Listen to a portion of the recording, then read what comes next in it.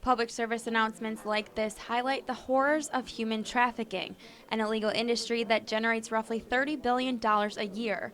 That's why state officials are looking to make it harder for criminals to operate in South Carolina.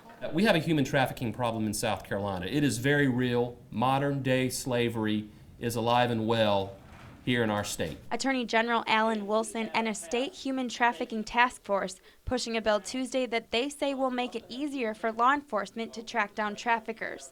Wilson hopes the bill will be passed by the General Assembly by the end of February.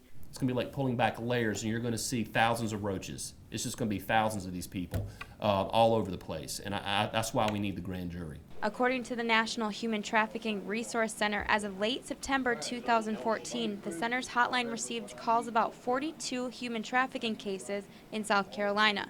The overall numbers, though, are likely much higher. Out of the 42 cases, 30 were sex trafficking related. And what scares me about passing this bill is that if we do pass it, what we're going to find.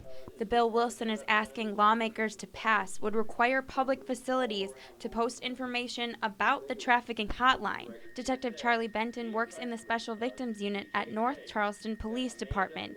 The bill that's being proposed is absolutely essential for me to be able to do my job, for other investigators who are doing the same thing to be able to do their job. The state's tourism destinations along the coast in Myrtle Beach and Charleston are often targeted by traffickers. The bill would allow officials to cross jurisdictions when tracking criminals responsible for trafficking. Once I'm able to establish a good rapport with a victim and they're talking and they're disclosing very, very graphic, very painful details about their victimization, I don't want to have to stop them and say, that's great that you're telling me all of this, but I can only work with what you've told me has occurred within my jurisdiction.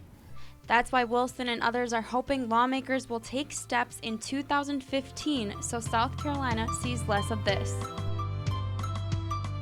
In Columbia, Shelley Domchek, Watch Fox News. Here, who is our primary sponsor in the Senate force, Jamie Benefield, Deputy Director, Department of Labor, with all the 16 circuit solicitors who are very involved in. But don't send it until you've got the purchase order to send it. But now I would like to take the opportunity to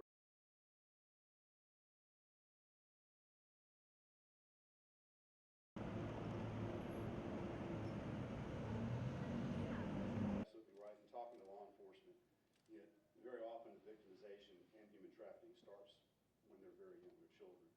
And as a primary focus of the reason I ran for office, it's to protect those who can't help protect themselves, but more importantly, the children. And so every day that this bill doesn't pass is just another day we're giving quarter to the evil that's going on with human trafficking. So I'm committed to working with Senator Hudd to get this done. We're taking on the Attorney General's